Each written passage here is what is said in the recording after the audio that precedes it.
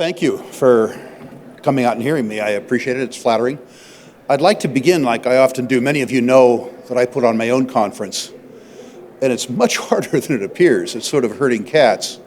So I'd like to begin by acknowledging the efforts of Jay Martin and his whole staff putting on this fine conference and thanking them. I'd like you to join me in a round of applause for Jay and the whole team. That's a veteran speaker's trick, to get at least one applause line in his speech. Ask you to praise somebody else and let you do it while we're on my duty.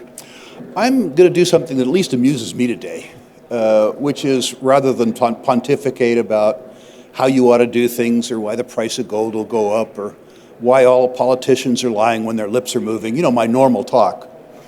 I'm going to do something that's more immediately practical. And I want to say at the beginning that the talk I'm giving today should be used in conjunction, you'll notice the commercial, with the Rural Classroom, ruralclassroom.com.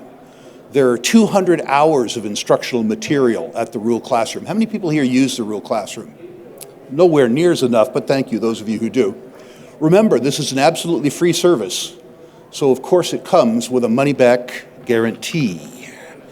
What I'm going to do today is, rather than tell you what you ought to own, tell you about what I own at this conference. Not saying that you should buy what I buy. Your circumstances are different than mine. Your preferences are different than mine. Your needs are different than mine. But I'm going to tell you where you could learn to use the course material that we've taught you at the Rural Investment Conference on real-life companies that are present today. I'm not trying to say that there aren't other deals on the floor of this conference that are good deals. I just don't know them well enough to own them. So I'm going to go through some of the exhibitors, the ones that are in my accounts or in accounts that I manage. And I'm going to talk to you very briefly, because there's too many of them, why I own them, if that's okay. We'll do it alphabetically, and my apologies to any exhibitor whose title begins with Z or Z here. Aldebaran Resources. I own it because I've made a lot of money in the past with the CEO. Those are good people. I know some of the other shareholders. I like the deposit. I have a belief in deposits that could be big deposits. I don't like small deposits. I think big deposits can make you big money. Small deposits only make you small money, and big and small deposits both have big risks. I own Almadex Resources, again, because I know the CEO, I know the chairman, and I think the company is worth a substantial premium to what it's selling for. I can't tell you too much about the growth of the company, but I do know that they're a prospect generator, meaning that they use other people's money and don't have to dilute. I like the idea that I'm getting $12 or $15 million worth of value in a $5 or $6 million wrapper. A great exhibitor here is Altius Resources. I'm proud to say I think that I was shareholder number 5 of Altius Resources, way back when I was a young man. I've owned it for almost 30 years. It goes from absolute strength to absolute strength. Brian Dalton has become, in the 25 or 30 years that they've been public, one of the best asset allocators in the natural resource business. I just became, very recently, a shareholder of AMark Resources. I've known Bob Dickinson, well, I've known him since I was in university. I'll let you guess how long that is. I love the potential of the new discovery here in BC, but it's certainly earlier and more speculative stage than most. I own Amerigo Resources. I've owned it for probably 20 years. They describe themselves as a copper factory. I think that's a wonderful description. They process a very large tailings deposit that was put in place by El Teniente. To put this in context, the remaining reserves and resources that they have are about the same as the gross reserves and resources of the Highland Valley in BC. This tailings deposit will be producing long after I've shed my mortal coil, probably producing as long as anybody in this room is left standing. Coming all the way down, now Dolly Varden Silver. I need to say I don't own as much as I used to, not because I dislike anything that the company's done, but because they've tripled. And so I've sold some money because they gave me more performance than I would have expected in a closer period of time. I still own it. I like the idea that the two deposits they control may join up But at any rate, I like the fact that the mineralization that they have so far is indicative of the fact that there might be much more mineralization. Eagle Plains Resources and Eagle Royalty I own. These are prospect generators. Prospect generators, for those of you who don't know, are people who grow by using their technical and commercial acumen to develop exploration theses, and then they farm the project out and use other people's physical capital. This has been the single most successful exploration theme of my 50 years of experience in mineral exploration speculation. It takes patience, which most people don't have. Mercifully, I do. But using other people's money is simply the easiest way to leverage exploration growth without diluting yourself out of existence. People describe prospect generators as boring. At age 71, almost 72, I've decided that boredom is preferable to terror, which is what happens when companies become underfunded. Eagle Plains is a classic example of a prospect generator. I own Empress Royalty, a small royalty company, frankly subscale, but a company that's selling at a discount to what it's worth. It's very, very, very well run, and they have a durable competitive advantage in that they are associated with the Endeavor Financial Group, which have been mine financiers worldwide. The idea that they have access to the deal flow of Endeavor in a very small market cap is what I would suggest is their durable competitive advantage. And the royalty model has treated me extraordinarily well over 50 years. I'm attracted to the model, a business where your gross is your net, where you don't have to worry about sustaining capital investments or all-in sustaining costs, is, from my point of view, a very, very good model. I own Equinox Gold because I've known the founder of that company, Ross Beatty, for literally 50 years, in addition to being a serially successful human being. He's a close friend of mine. I know him. I trust him. The stock has been hammered, although it's done better the last 4 months. I like that. What the market says is that he will not be a success in Northern Ontario, building a mine which really stretched their balance sheet. I believe he will be a success. Time will tell. If I'm right, I think the stock is an 18-month double. If I'm wrong, I think the stock will be cut in half. I have never, ever, ever lost money betting on Ross Beatty and his team's faculties in this business, and I'm highly confident that I won't be wrong this time. I own Fireweed Metals for a couple reasons. These are deposits that I knew well in my youth. They're gigantic deposits, world-class deposits, remote deposits. They're located fairly close to where Santa Claus is reputed to live in northern Canada. Importantly, the stewards behind these projects are the Lundin family, a family that I have done business with and invested with since 1974. 50 years of experience with this family. I'm on the third generation now. Big deposits, which I like. Great people, which I like too. Where am I here? Fortuna Mining. I recently added Fortuna Mining simply because I think it's oversold. There was a silver constituency around this company. It's gold dominant now. They specialize in deposits in jurisdictions that other people feel are gamey. Argentina, Colombia, West Africa. But from a financial point of view, the company is very strong. And on a net present value to enterprise value basis, I think that the company is cheap. My only criticism of Fortuna is that rather than having one really great big mine, they have a series of smaller mines. And my experience is twofold. It's easier to run 1 or 2 mines than it is 5. And small mines tend to make you small money as opposed to big money. I own GoGold. I think that they have camp scale potential, not a mine, but a camp. The stock is sold off because I think that people have expressed unnecessary pessimism with regards to Mexico. Let me rephrase that. Mexico is regarded as a risky jurisdiction. And in my experience, every jurisdiction in the world is risky. The question is, what do you pay to be persecuted politically? I think that the market is discounting political risk too much, and they aren't discounting political risk in other jurisdictions, say the United States and Canada, enough. So I own GoGold. I own it because I would rather take political risk personally than I would take technical risk. I own Gold Royalty because I'm a huge fan of the founder, Amir Adnani. who despite his young age I've known and done business with for 25 years. Superior human being. He's got a whole group of companies, and I trade those companies. Amir is a superb promoter, and sometimes the companies get ahead of themselves. And when he's been kind enough to do that for me, I sell them. And I wait until the furor engendered by his promotional acumen subsides, and I buy them back. Gold Royalty is one that has rewarded me well, and I think will reward you well. Hot Chili, horrible name. I mean, an absolutely horrible name. Great big deposit, well-located deposit on the coast of Chile, an interesting water resource that I don't know how to value. Great CEO. My only objection to this is that so far they don't have any high-grade starter pit. They have a sea of fairly low-grade copper, very large front-end capital expense that you'll have to amortize over a whole ocean of deposits. They need a high-grade starter pit so that they have quicker recoupment of capital. If they do that, and by the way, a wonderful place to look for a high-grade deposit is in a great big low-grade deposit, then that stock is really, truly off to the races. I really like the people. I know the chairman, Dr. Nicole Adshad, Nikki to me, very, very well. If you don't know her, you should get to know her. She's a superior human being.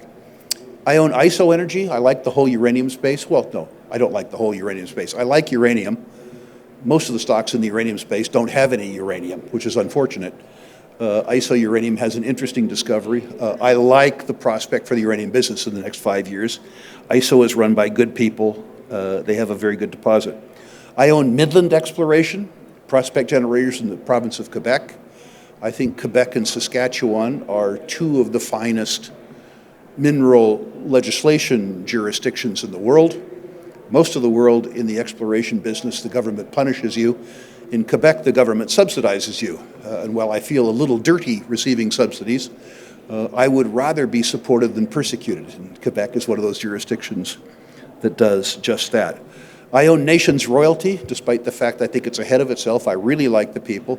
And I really like the idea that Indigenous people participate in their own wealth, not from the federal government, but rather from their own volition. The idea that everybody acknowledges that the resources are theirs and that they have a private sector means of benefiting rather than giving up the wealth in their land to Ottawa and then going and begging Ottawa for the money. The idea that they get it directly and the idea that they can facilitate transactions with the industry directly without having to go through Victoria, without having to go through Ottawa, I think is a wonderful sociological model, and I think it's a wonderful economic model. There's a young gentleman who works there, a tall tan named Cody Penner. I don't know if he's in the room. He'd be easy to find. He's about 6'49". At any rate, if you don't know Cody Penner, go to the booth and meet him. He's a future superstar. I own Osisko Gold Royalty. I've made a lot of money with the Osisko Group over time. Sean Rosen is a superior human being, first-class guy. Osisko Royalty, among the mid-cap royalties, is on an enterprise to net present value basis, the cheapest of the gold royalty companies in the mid-cap space, from my point of view. I own Regulus Resources, wonderful deposit, same CEO as Aldebaran, a guy who's made me a lot of money in the past, and a guy who's been really, really, really candid with me. When I've asked him about problems, as opposed to glossing them over, he says, no, those are real problems. That keeps me awake at night. Here's what I'm doing to try to ameliorate the risk, but I haven't ameliorated it yet. In other words, an honest human being, a person who normally when a promoter gives you a story, you know, the arithmetic is you take the story times 0.6 or 0.5, you cut the story in half. I found with John Black, you take the story times 1.3. I prefer that kind of arithmetic where you have to amplify the promoter story as opposed to discount the promoter story. And I think Regulus is one of those. I own Snowline Gold. I like things that are big deposits, particularly big deposits that I think are going to get bigger. And if I get a big deposit in a jurisdiction that I think looks favorably on that deposit, I'm attracted to that. The Yukon sold off in the aftermath of the Victoria Gold circumstance. And I don't think the Victoria Gold circumstance will have any intermediate term impact on permitting in the Yukon. So I love circumstances where there's a deposit that I like that gets clouded by a story that I think is irrelevant. Snowline went on sale. after Victoria. And I think what happened in Victoria is absolutely irrelevant to Snowline, except for in the 2 or 3 or 4 month horizon. If you think like I do in the 5-month horizon, 5-year horizon, pardon me, what happened as a consequence of Victoria is a blessing. A great deposit went on sale for reasons that were absolutely, positively irrelevant, which I like. You know, it's funny, I'll go on a little tangent here. People normally buy consumer goods pretty well. Let's say winter's approaching and you go down to Pacific Center and you're looking for a coat. Over here, there's a store that says premium price goods, never a sale, you'll always pay too much, right? Over here, all goods down 50%. Where do you go? You go to the sale. Financial goods, people want to pay too much. It's really, really, really strange. The price of something goes up, and the fact that the price went up seems to verify the narrative. The idea that you verify a narrative after a stock has tripled means that the market performance of the stock has already obviated the narrative that you bought the stock for. So remember, if you really like something, the fact that it fell by half is a good thing. If nothing fundamental has changed, a stock that fell by half is twice as attractive. And that's what happened to Snowline. It's really tough to convince people of this. But believe me, after 50 years in this racket, it's absolutely positively true. I own Uranium Energy and Uranium Royalty. You know I like the uranium business. You know I like Amir Adnani because I told you so with Gold Royalty. Top quality people. Again, my objection is that these are a series of small deposits as opposed to one great big deposit. That's what's wrong with it. But the truth is the United States is going to be a very good place to be in the uranium business for the next 5 or 6 years. 4 or 5 years ago, as a uranium speculator in the United States, I was vilified. People said, you're trying to profit off Hiroshima and Nagasaki, Fukushima, 3 Mile Island. Then the price of uranium went up, and all my critics were saying, you got any stock tips for me? But it gets stranger. I mean, the official outlook in Washington 5 years ago was that uranium was horrible. In the Inflation Reduction Act, they decided to subsidize us. That will tell you something about the sea change of support. I think that the election of Trump, and by the way, I'm no fan of Trump, nor was I a fan of Biden. Well, I think it'll do many bad things to the country. I think it'll do some wonderful, wonderful things for the uranium business in the United States, including, of course, these. And then finally on the list, I got through the V's, which is great. With some time left, I got through the V's. Vizsla Silver is already a fairly profound deposit. I see sort of 300 million ounces there. And I see the probability that they add at least another 100 million ounces. High-grade ounces, the stock has suffered a bit because of the perception of political risk in Mexico. As I said earlier, I prefer to take political risk to technical risk, particularly if I think that that political risk is overblown. So I own them. I hope I've done a good job of giving you a 20-minute lightning tour of 22 companies that are exhibitors here. I'm not suggesting that you should buy all of them. I'm not suggesting that you buy any of them. What I'm suggesting is that you use the database I've given you in conjunction with the lessons that I hope you employ from the Rural Classroom, and that this gives you a focus list to ask your questions about. When I say individual circumstances vary, it's very true. Your means are different than mine.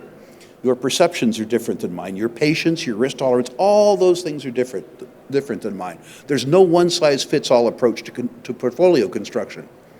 I can tell you how to select stocks, but you have to design your own portfolio to reflect your own prejudice and your own needs. So this is really, truly a guideline.